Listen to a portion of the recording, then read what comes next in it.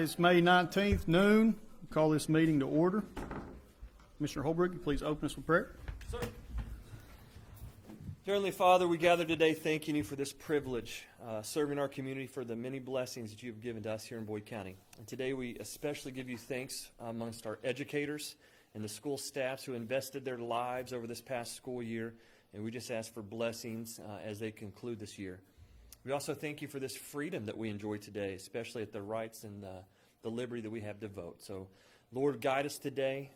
Give us clarity and wisdom and integrity before us so that we serve the people of Boyd County. In Jesus' name, amen. Amen. Mr. Campbell, you please lead us in the pledge. Allegiance to the flag of the United States of America and to the republic for which it stands, one nation, under God, indivisible, with liberty and justice for all. My country. Slowed that pace back down there, didn't we? Yeah. Like it. Oh, yeah. Mike was devastated. He couldn't be here. Mike Wirtz is working the polls, so he couldn't make it. So I think it's the first meeting in 7 years probably that he hasn't made it to. So he was pretty upset over that. So Actually. thank you very much for doing that for us. All right, clerk, will you please call roll? Judge Cheney, Here. Commissioner Salisbury, Here. Commissioner Holbrook, Here. Commissioner Stapleton. Here. Get approval of minutes for April's meeting. Motion and a second. So moved. Second. Any discussion? Clerk, will you please call roll? Commissioner Stapleton, Yes. Commissioner Holbrook. Yes. Commissioner Salisbury. Yes. Judge Cheney. Yes. Next, move to the finance section. Approval of submitted bills and transfers. Can I get a motion in a second? So moved. Second. Any discussion? Clerk, will you please call roll? Commissioner Stapleton, Yes. Commissioner Holbrook. Yes. Commissioner Salisbury. Yes. Judge Cheney.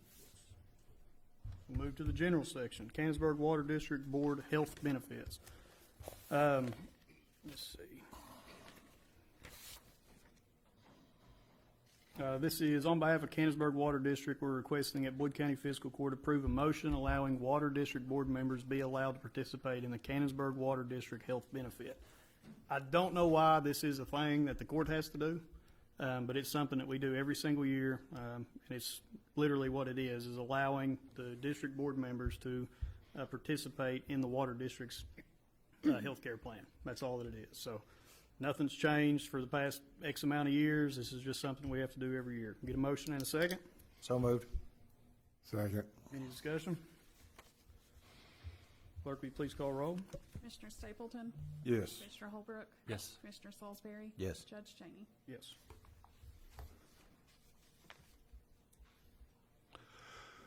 I skipped something. Was y'all staring at me for that reason? I was flying. I said, we can get out of here in 15 minutes. I have no doubt. We're going to go back up to the finance section, do the first reading of the budget amendment. Missy, will you tell us about this, please? This is a budget amendment for $4,455,457.43. This budget amendment actually encompasses two things. It's fallen under borrowed money. This is for the line of credit you all approved last month. And then the $455,000 is for the cameras and monitors they put in at the jail. So it all falls under the borrowed money line item. So we're asking for you to allow us to amend that in to our current budget. Get a motion and a second. So moved. Second. Any discussion? Clerk, will you please call roll? Commissioner Stapleton, Yes. Commissioner Holbrook. Yes. Commissioner Salisbury. Yes. Judge Cheney. Yes. So now we'll go back to down to the general section, go to the resolution for access agreement with Camp Landing. What this is for the sports complex. This will allow us to go ahead and get started on the site work and utility work, getting gas, water, sewer, site prep done, grading work, all that for the sports complex. So this is a resolution of Boyd County Fiscal Court authorizing Boyd County Judge Executive to execute agreement with Camp Investments, LLC, for access onto Camp Investments property. Obviously, we'll have to get onto Camp Landing's property to be able to get to where property we own, so that's all that this is. Get a motion and a second. So moved. Second. Any discussion? Clerk, will you please call roll? Commissioner Stapleton, Yes. Commissioner Holbrook. Yes. Commissioner Salisbury. Yes. Judge Cheney. Yes. Next, we'll move to transparency, community development update.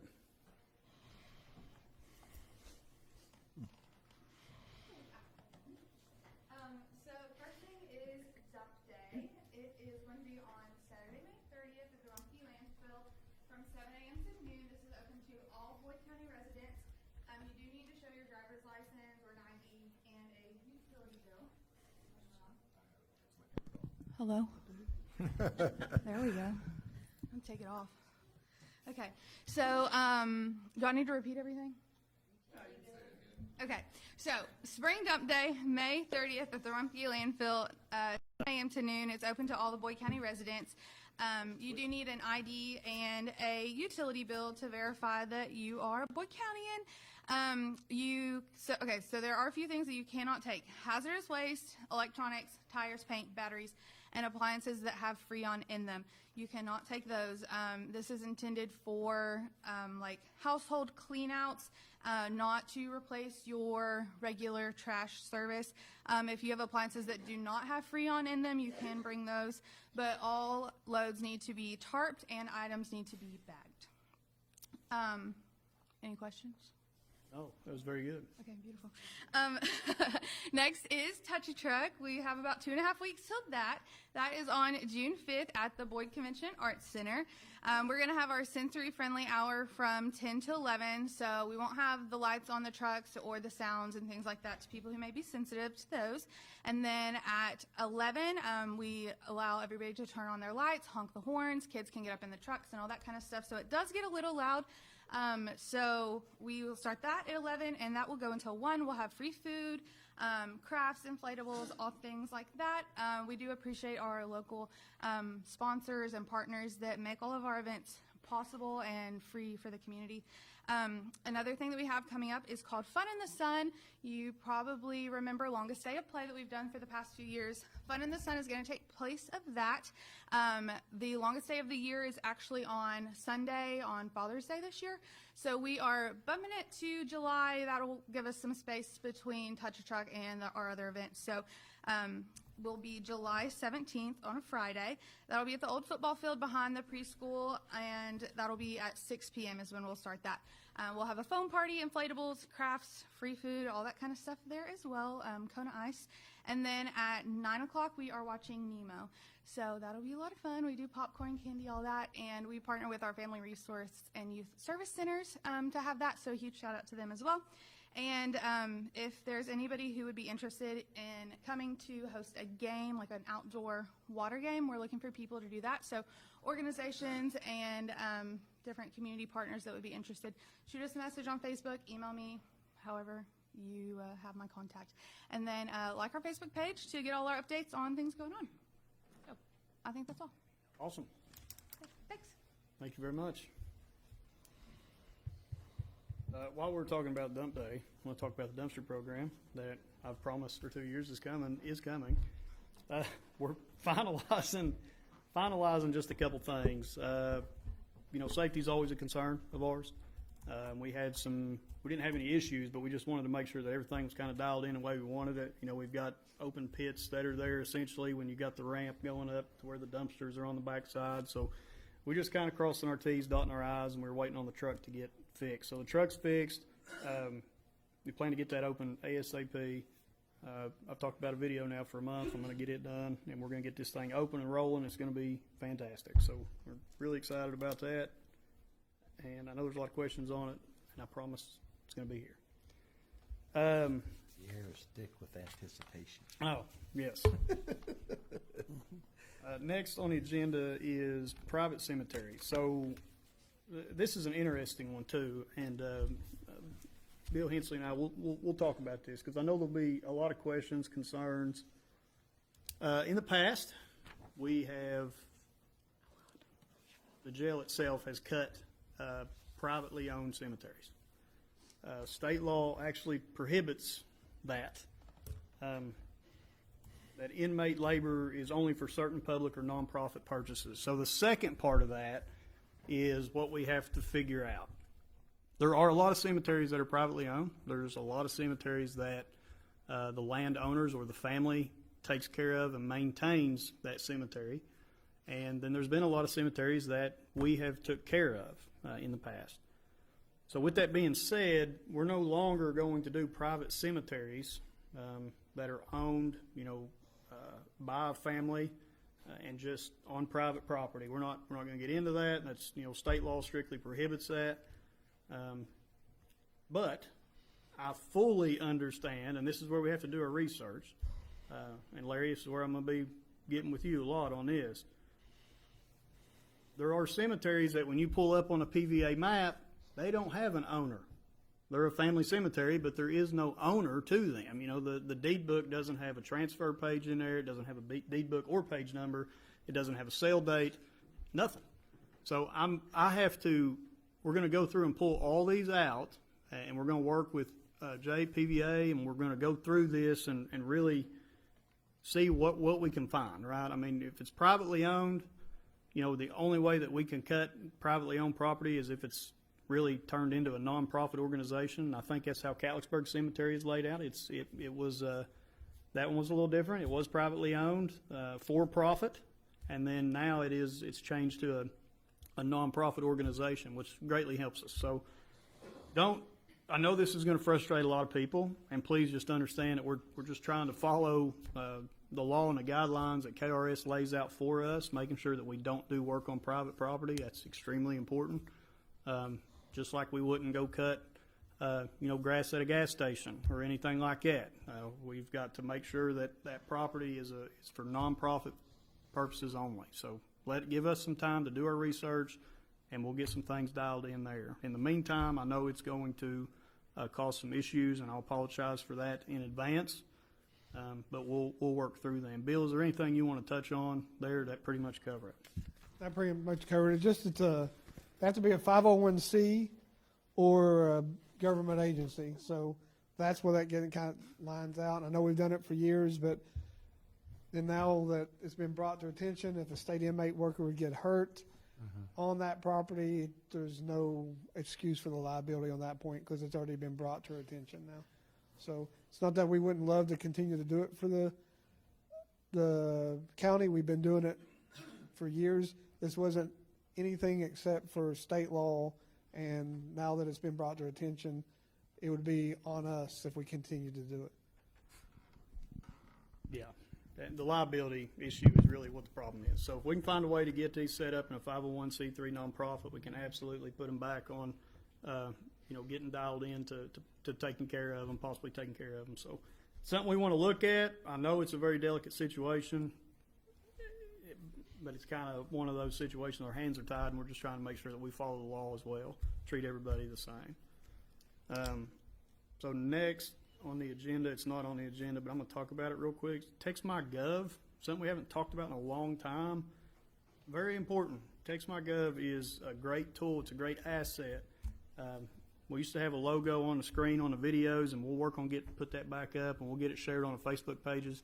It's so easy in today's world. If you got a pothole in your road, you can take a picture of it, and you can text it to the government. It'll be sorted straight to the road department, and everything will be dialed in and squared away, and we'll generate a work order, and we'll know it's there. We'll have picture proof of it. This is a tool that I strongly encourage everybody to use. It's a good thing, really. It's just another way to reach out to your local government. I know we've been having phone troubles here. I think we've got that kind of squared away. I know a lot of people see me out and they say I tried to call and got, a recording, or it just dropped the call or hit the button to transfer. So these are things we're working on. But that TextMyGov, we'll get that put back out there and really start promoting it. It's something really, really good for everybody to be a part of. Judge. Yes. So it's on the website currently. So when you go to our website, we have a little widget on the front of it, and all you have to do is text "hi" to 606-644-1644, and we'll put some more flyers up, and we'll try to do that. I just want to make it push again. We've had we check it every day. We've had some uptick in our people using it, so that's been good. But we encourage everybody to continue to use it because it streamlines right to the road department. And we send out, it's not just the road department. We'll send out updates on this, if courthouse is shut down, or if there's an emergency of some sort. We have a road closure. Which is a very big one. Yeah. On that, and that's the alert side, so you have to subscribe to that. But for the reporting side, it's important to text that 606 number I just mentioned, and it's on the front page of the website currently. Okay, So- good deal. I just want to push that a little bit too, because that's another way to get close to your government. If you feel like you can't get somebody, there's multiple avenues to get there, and this is a good one. And also, you can ask the question like, where can I get a passport? Where do I pay my tags? Anything like that. You can text that prompt and just follow the prompts, and it'll tell you where you need to go. I didn't know that. That's great. Need to- Yeah, absolutely. Okay, great. So next we'll move to community comment.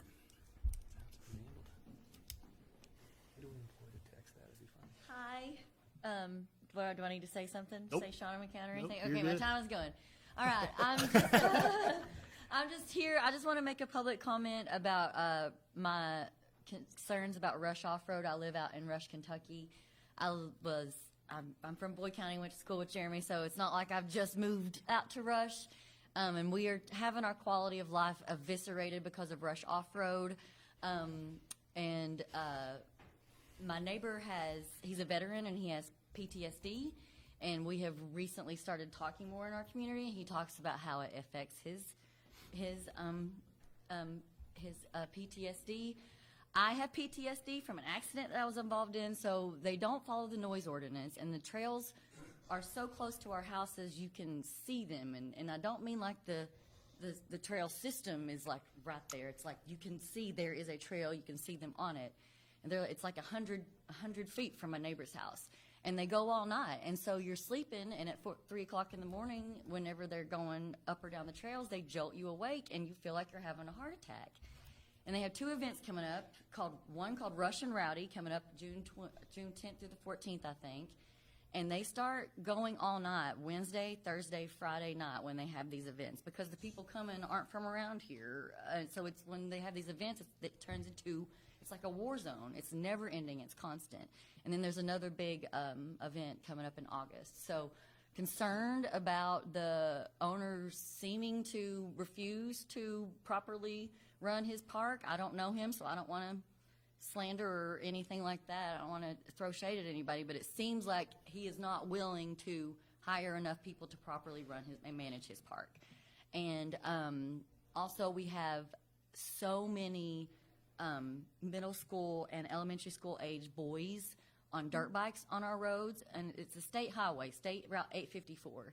And I don't just mean they're driving on the roads. I mean, I've been driving, and I've had one coming at me on my side, swerving and playing chicken with me. And they're just reckless, and they think they own the whole place. And one of them is going to get killed.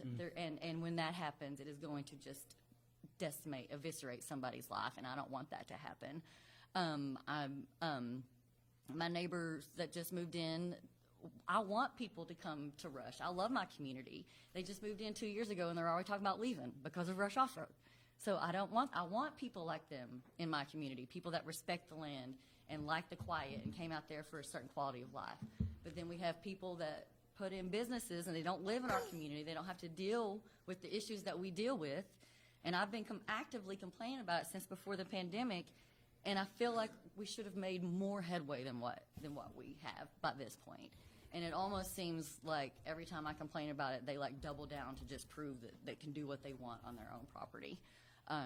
So it's destroying our quality of life. It's destroying the watershed, which we didn't have the greatest quality of watershed in Rush at the beginning. I'll admit that, but I love the idea of building tourism in Rush. I love the idea of it being this where we preserve our water and we put salamanders back in our waters instead of silt from runoff. So it's not that I don't want development and tourism in my community. I want development and tourism in my community that's going to bring life back to my community and not be so rude and disrespectful to the people that have been there. I live in a house that my uncles built for my grandparents. So it's just like this. I'm deeply rooted in this place, deeply, deeply rooted in this place. And I've been screaming for help for years, and we're gonna meet today and talk. So I'm not frustrated with y'all. I'm frustrated with the whole system in general. That some people make a lot of money off of this, but I sacrifice my weekends for that. I sacrifice my sleep for that. I've had to call off work for that, so I've missed out on money because I haven't slept the night before. So and then just the mental and emotional strain of complaining about it, and then have somebody continue to just let things go out of control the way that they are. So that's, I got 30 seconds left, but I'll stop. No, you're fine. Thank you all. And you and I we've had numerous conversations. I remember you've even called me at 2:30 in the morning, and I answered. I was on my way to work, right? So I mean, we've had a conversation numerous times. And if there's anybody you should be frustrated with, realistically, it should be me, right? I mean, this is where it all stops with me. It all falls on me. This is what I was elected to do, is find ways to solve problems, and I haven't really found a way to solve an issue. So that's 100% on me, okay? 100%. I'm taking that. Here's the issue. The issue is, it goes back to kind of what we was talking about with private cemeteries. Private property enforcement. So take Rock the Country, for instance. When Rock the Country's here, how that works is there's multiple deals signed from Rock the Country Group with emergency services in Boyd County. And they cover that, because that's not the taxpayer's responsibility, right? I mean, you have 30,000 people coming in from outside of this community, and they're coming, spending their time here, but they don't have to live here, right? So what those contracts are is they pay a certain amount, an hourly rate set for each emergency service personnel and equipment and all that, and they cover it. We haven't done that with Rush. That's one thing. That's our next step, really, is what we can't do, and this is where I struggle with, A, government overreach, B, getting onto private property, probably where we shouldn't, and if we did that, does it even hold any merit at that point, right? So because the noise ordinance is in place, and I forget the times, I think it's 11 on weekdays and midnights on the weekends. You can enforce anything outside of that private piece of property, we can do that. But the bottom line is, realistic answer, the owner of the property has a business that should be enforcing regulations on their own property to be able to handle that, the noise ordinance, and make sure that they comply with it. How you get there with 3,500 people on 5,800 acres or 10,000 people on 5,800 acres, I don't know that. I do know that, but it doesn't involve government yet. The other way to do it is to work the same deal that we work with Rock the Country with Rush Off-Road, where when you have these big events, that there's a contract in place where, hey, you know what, we'll supply X amount of emergency service personnel. Here's the rate to do that, because it doesn't fall in the back of the taxpayers. We'll cover this event, and we'll enforce it. And I promise you, there'll be no issue. Yeah, whenever it's not a big event and it's not like a crazy amount of people, it's very tolerable. It's normal. It's like it was back in the day. Yeah. You know, people just out riding on the weekends, having a good time. And as far as outside the park, you know, this was one of the things when Jamie took office, he wanted to hit right off the bat. We'll sit down and have conversations and find ways to mitigate these issues. And I know the 4 Mile side, he really got it. You know, he really got it dialed in. And then there was some other businesses that have opened on the 854 side, because that's where we're noticing now we don't get the calls as much from the 4 Mile side as we did, but we're getting the calls on the 854 side. So you have new businesses that's opened over there that allows parking. They traverse the road up. So those are things that we're going to tackle. But I do think Jamie, when he came in, this was one of his main topics that he wanted to hit. I think one of the answers is getting a contract in place on these events that we can provide emergency service personnel, not at the taxpayer expense, at the expense of the owner of the of Rush Off-Road where the event's taking place. Another route that we can go is looking at the noise ordinance that we have and really start putting some teeth in it. Because right now it's just a noise ordinance, you know. We could put some teeth in it that would essentially make it a pretty good decision to enforce what that is. Because I get it too. I mean, look, we've built the past 7 years off tourism, right? I mean, we have. We've literally, our motto has been economic development through tourism for the past 7 years, and that's what we're trying to do. But it's kind of the same way that I look at it with code enforcement. Here's how I feel. You should be allowed to do whatever you want to do on your property, whatever you want, until it starts affecting your neighbors or it starts affecting people outside of your own property. Because the noise is in my bedroom. Yes, that's what I'm saying. It doesn't stop. It doesn't stop at the property boundaries, right? So yes, again, to recap, if there's anybody you should be frustrated with, 100% without a doubt, it's me. Nobody else in this room, it's me, because I've been here the longest and had the conversation with you the longest. I think there's two possibilities there, two routes that we can go that'll really put some teeth in what we can and can't do. I do think that the outside factors, while events are going on that are outside of the property boundaries, I think those have been cut way down. I really do believe that. I think Jamie on 4 Mile, I think you've got that squared away, dialed in. But I think there's some other steps that we can take, and that starts with me, nobody else. So we're going to meet after this meeting, and we're going to sit down and have a conversation, and let's see what we can come up with. All right? Judge, I got a question for you on that. Did Carter County ever pass their noise ordinance? Because that's where they're getting a lot of their issues from, is on the 854 side. I'd say probably about 65 to 75% of the issues they're having is off the Carter County side. I have no idea. But I don't think Carter ever passed a noise ordinance either. We tried to get them to several years ago. I can call Judge Burton when this meeting's over. And 100% of my issues are on Boyd County property. 100. Without a doubt. Now, we don't have a bunch of infiltrators from Carter County coming this way. It's right there, no question. I got a note here. I'll call him afterwards. But realistically, as the government, they'll be in the same boat, right? I mean, we've got to find a way to put some teeth and some backing in it. So we can do that, and we'll work on that. All right. Does anybody else have anything on Rush Off Road you all want to talk about on that point? All right. Community comment. I'm going to start putting you on the agenda. I know.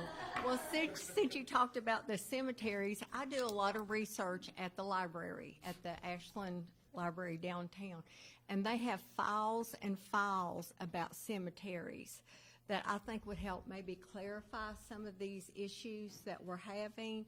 And plus, there's people that'll help you research there. And Jim is who I usually go and talk to about things.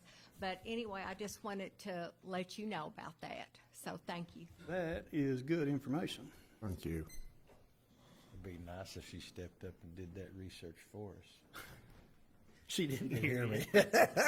I said it'd be nice if you stepped up and did that research for us, all right? I've done it on the Dixon Center. Yeah. All about that. Hang on, man. We'll look into that. Come on, you're a appreciate public it. servant, Suzanne. Terry Clyburn on one branch is another good one too. She's one of the stuff, the majority of the stuff in the cemetery in this county. She lives up there just past me. I'll talk to all of them, see what we can do, get that squared away. All right, community comment. Anybody else?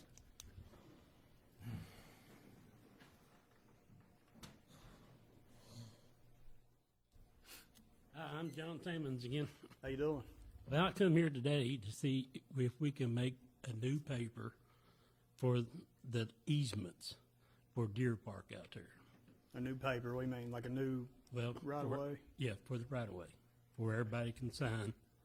'Cause Oh, a petition, yes, the petition. get it taken over. Yes, Okay, because before one person didn't sign it. Now they don't live there and own property anymore. So if we make a new one, everybody will. so I think, yeah, I mean, anybody can do a petition at any time. That's something that doesn't have to have the authority of the court to do. Well, I thought you all had to do The it. court just has to, we just vote to accept it, whether Okay. we'll accept it in the county road system. And again, back to the first conversation we had, the problem is it doesn't meet any of the specs, right? But I have, the road foreman did go up there and take a look at it. Of course, we've been up there many times. What we're doing now is we're working with the state to see if there's any grant programs out there for emergency access, or any type of emergency dollars that we could go after to be able to build an access point using emergency services as kind of the key point there to be able to get a new access built.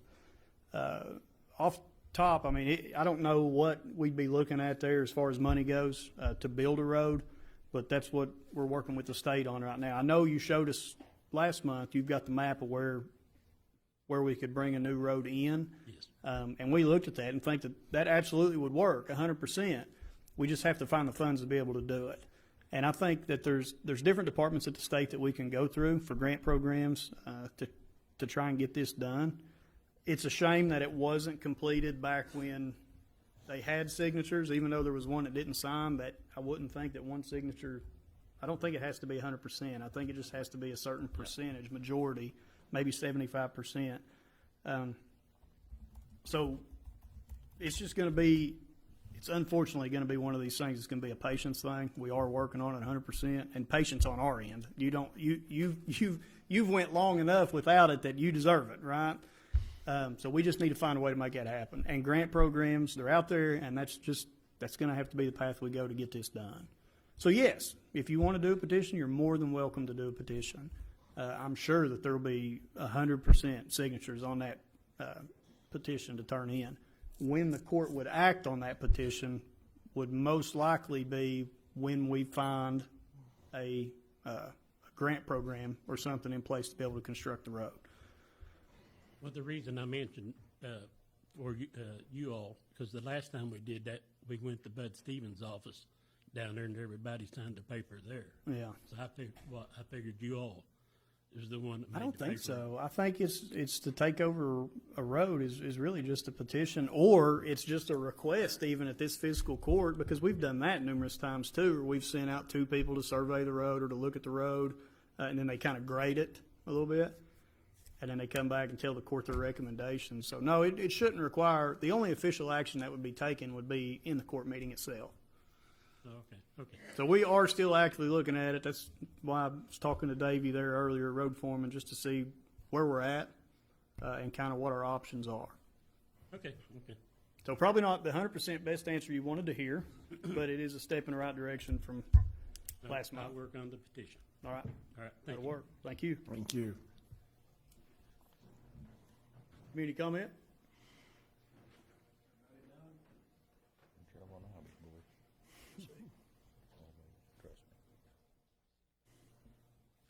I'm Jimmy Taylor. I've just come here to vent a little bit. A few months ago, the county come up there and tore out our bridge at Lockwood. At first, they closed the bridge and done more work to close it than it would have took to fix it. That's what was heartbreaking to me. And then all of a sudden, they come up and just tore it out. We got the steel for that bridge at Armco when they tore down the open hearth. And me and my father-in-law pretty much built it. Our critical welds, when we put it up, though, was done by a certified welder. We'll make sure it held, you know. It was built in an arch. Not long after we built it, flash flood come, and a 77 Chevrolet, a big Chevrolet, come washing down the creek. Hit that bridge and stayed right there. Right before you tore it out,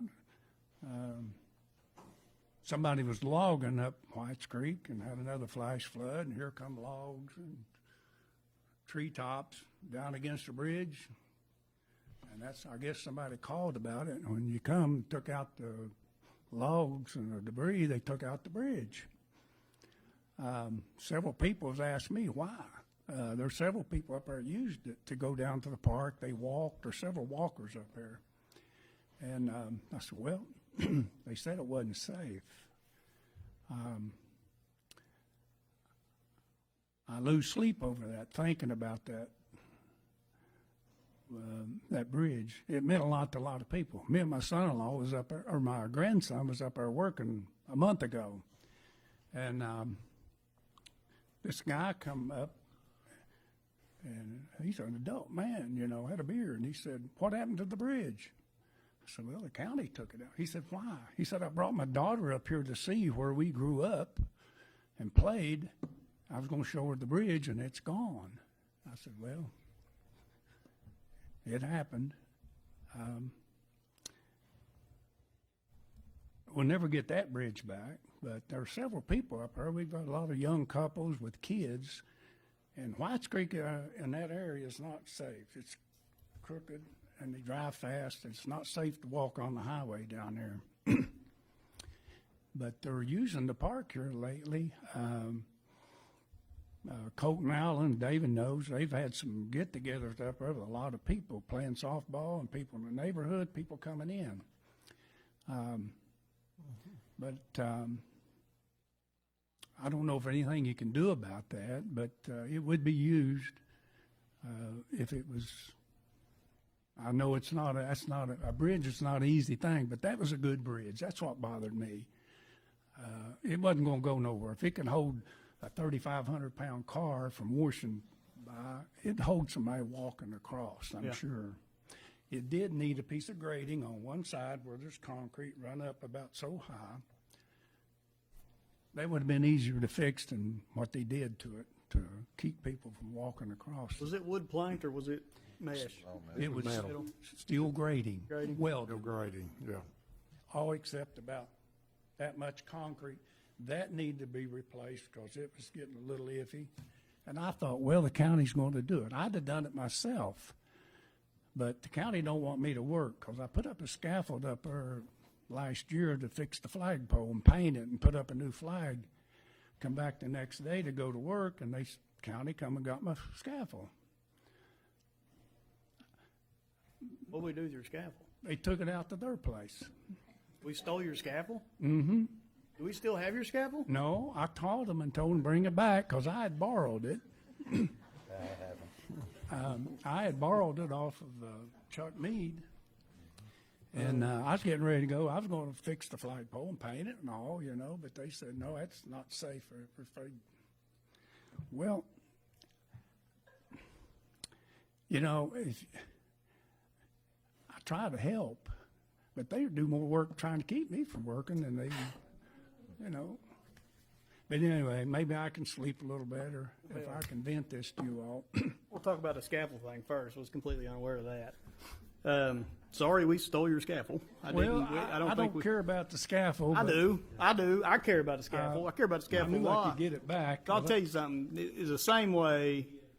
I understand what you're wanting to do, but I also understand in today's world I know. that there's no way, right? I mean, I understand why we took the scaffold down. I understand why we would do that. Yeah, I know that. But I don't know why we would take it back to our shop. In today's world, I understand the liability issues. It's a real thing. It 100% is a real thing, and I've known you for a long time, and I know that's not you, right? Like you're not that guy. You just want to help. You want that park to be beautiful. You want Lockwood to be an incredible place. You care a lot. You got a big heart. So I do apologize for taking your scaffold, but I understand why, from a safety perspective, why we did what we did. I just think we could have went about that maybe a different way. I'm not complaining about the scaffold. Now the bridge issue, I'm going to ask, I don't know, I know that I was told it was a safety issue, safety concern as to why we took it down. I don't know, backing up, I should ask more questions. Yeah, I wish somebody to contact me. Should ask more questions. I'd have got an engineer to come in and done some math on that bridge. Like I say, if it holds a 77 Chevrolet from going through and a log jam going through, it's safe to walk across. Yeah, I'm Tim, quite sure. Tim Morrison, Tim, do you remember? I've got pictures of it right here. The concrete was literally 4 inches away from being able to touch the edge of the bridge. With everything, I mean, if somebody walked on the concrete, more than likely would have went down. Well, like I said, I have pictures here, and we got deterioration all the way across the one end and probably 5 foot up the side. So that meant the bridge it either had to be repaired or took down. exactly. It Okay. needed steel grading like the rest of the bridge, and it'd been less work than putting up all that barricade that they come up there and welded up. I'd have done it myself. Yeah. If I knew they was going to tear the bridge out, I'd have done it myself. Well, and knowing that, I understand why we tore it down. Maybe what we should have looked at there was, maybe looking at repairing a bridge. And again, that's on me. But at this point, I can apologize for that. I understand now the concerns we had from a safety perspective. But I probably could have had more conversations with you about that. I wished, it's like I say, I think about that. It makes me sick and some other people, a lot of people. Yeah. I hear it all the time, especially my family, they don't, some of them walk, and Yeah. they walk there no more. But, I think it's where we go with this from now. I mean, the bridge is already gone, it's already said, I've heard all kinds of back and forth and everything about this bridge for 3 years. Since it got tore down, since it was condemned, whatever you want to call it. We've talked about, well, I don't think we even own the property on the other side, which I was on the court whenever we took the property on the side. I used to have a tennis court there. But the road coming down to it, is also coming by Jimmy's building down into the parking lot. So there's some question there. But, we've thought about other ways to be able to build a bridge and build it back safe, with the wing walls and stuff like that. We've got a couple of bridge tops out there out the garage that we've talked about, but we don't have a way to haul them over there. So, because they're just too big to lift from where they came from, US 60 Oh, yeah, I building. don't know that you want one of them Well, over there. we're just trying to come up with a solution that doesn't cost us any money. That would except end up labor. being a dam be instead of a huge, bridge, yeah. yeah. Those things are huge. They're massive. They're bridge sections. Preferably, it probably needs a bridge that you're not big enough to ride a four-wheeler on, just a well, walking I bridge. don't think it was. I know side by side you can't. You don't want people running across the fourth with a four-wheeler, but you want to be able to walk across it, so it's not going to take a big bridge. Well, at this point, what I can do is apologize to you. And now understanding some pictures, I understand maybe why. Well, I understand why we made a decision that we did, but we should have looked at maybe repairing the bridge, knowing that it had a history versus not. And I didn't know that, and that's again my fault. So with that being said, I think we can look at constructing a new bridge. We can get prices on that, and a walking bridge from one side to the other, and we can go from there. Okay. Well, maybe I can sleep a little better if knowing you're all going to do something. Well, I hope you I get the same phone calls you get. Thank you. Yeah.